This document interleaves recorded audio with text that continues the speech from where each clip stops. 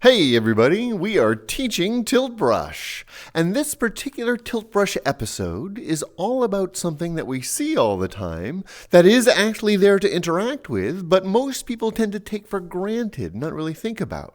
I'm actually talking about those hills, the horizon line. Those are actually modeled objects in the world, just as much as the snowman or the dressmaker environment. Those hills on the horizon are objects we can play with. And so we're going to see how we can play with them and manipulate them and color them in. You can see if I go to dinosaur size and just pull myself over to them, I can start getting close. And you can see how they're 3D objects positioned in space. Now they're kind of hard to see right now, and as I spin this around, you can see how far away we are. That little lighted patch over there, that's the center point, whereas we're getting closer and closer to the hills themselves. Now in the original environment, it's all very dark and all of the light is focused on that center point where we began, right back there. So if I start playing with the lights, you can see they mostly only affect what's going on way back there. Bring up the lights in the center point. So as I change my lighting scheme, let's go for a bright color. Most of our lights take place at the center point. So in this environment, I can't really highlight the hills. So let me start from scratch here. And I'm going to go to an environment that gives us a little more customization. We're going to switch to the night sky. So here we are. If you look closely, let's get you out of the way, you can see we still have those hills in the background. So I'm going to go up to dinosaur size here. And here's my center point. So I'm going to change the lighting here. Bring up my lighting.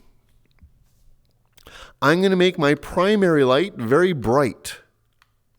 You can see how it lights up the environment. I'm going to bring up my secondary light.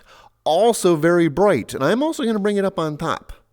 So I get all my bright lights coming down from above.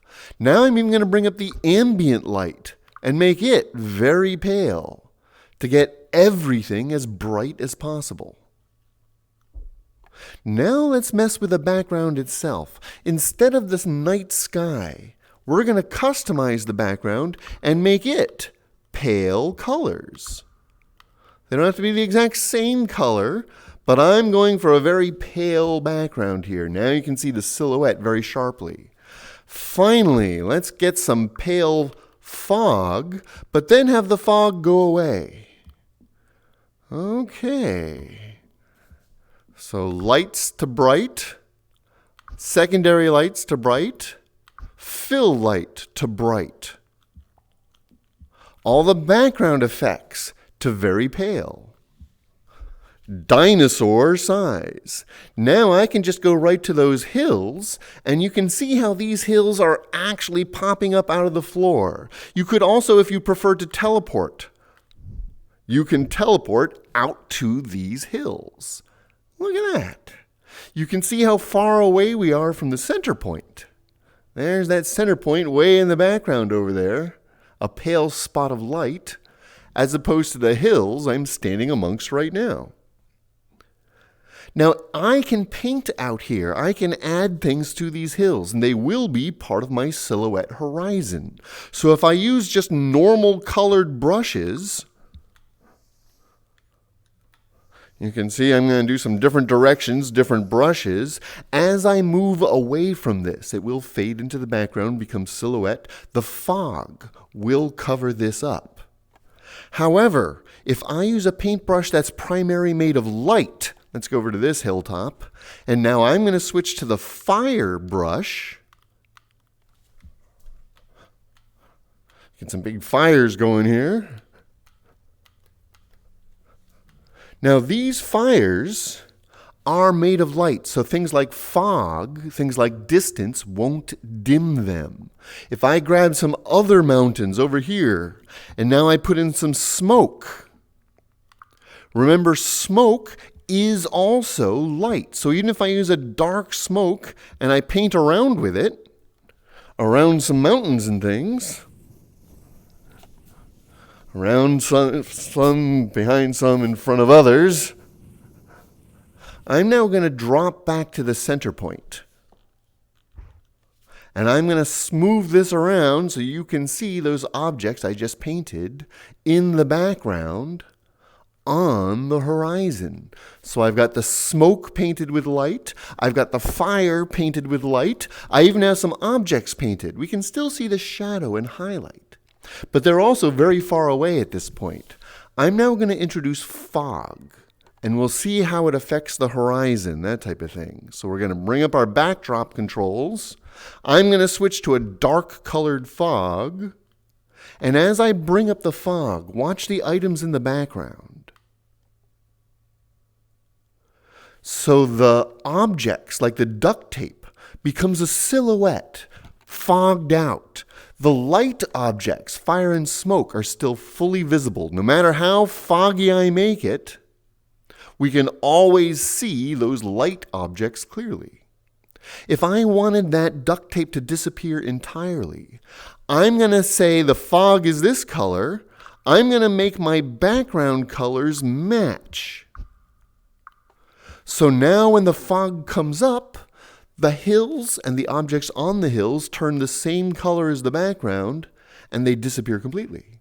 Depending on how foggy you make it, you can see how the visibility goes in and out. By making it at least very close colors to the sky, it disappears entirely. If the sky was even just a little bit different, now when the fog kicks in, we keep the silhouette.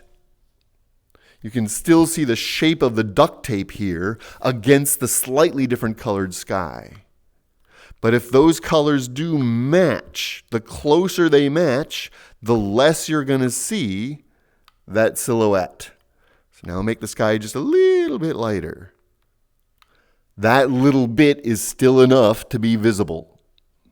So depending on the effects you're looking for, we can actually work with these hills as backgrounds. So I'm going to go back to dinosaur size. Excuse me. Actually, no, bring that back. Let's make it a little more visible again. Get our skies a little bit different colored here. There we go. But now I'm going to go back amongst those hills. Let's even kill the fog. No fog at all. Once we get back amongst the hills, teleporter please. Poink, poink, poink. We're not limited here. You can see I'm at the edge of the world. If I keep on going, now watch when I swivel the world around. Look at this. There is the world, including the center point and the things that I've painted on the outer edges. Let's move up a little bit so you can see the glow of the center point. Sir Terry Pratchett would be so proud. We could now put some hub mountains in the center, paint a couple of elephants underneath, maybe a giant turtle. That entire studio, the entire environment, is one solid piece in the environment. So we can have fun turning this. We've got a Discworld or whatever you want to create out of it already made. It is fully interactive. You will need to turn up the lights and the background, but once you've painted what you want, okay, let's make the background a little bit more sky colored here. A nice pale blue up top, and then we'll do sort of a grayish blue down below. And we'll rotate that so we've got some contrast here.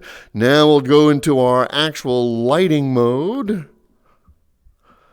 We'll bring this one to more of a bright yellow sunshine coming in from one side. We'll have our blue, but we'll darken it to an actual deep blue. Now you can see the effect it has on the hills. This far out, fog will have an extreme effect. You can see the entire thing disappears almost immediately because we're so far away. Once you get back to the center point, now these pieces will work with the fog as you expect them to. So if you want to work with this map as a whole, you'll need to turn the fog pretty much completely off. But if you still want to interact, just work on the hills, but have your main visitor's viewpoint be the center point, then we can still play with fog as normal to have things silhouette and disappear into the background. So the environment, the hills themselves are interactable. The hills are alive in Tilt Brush for you to play with.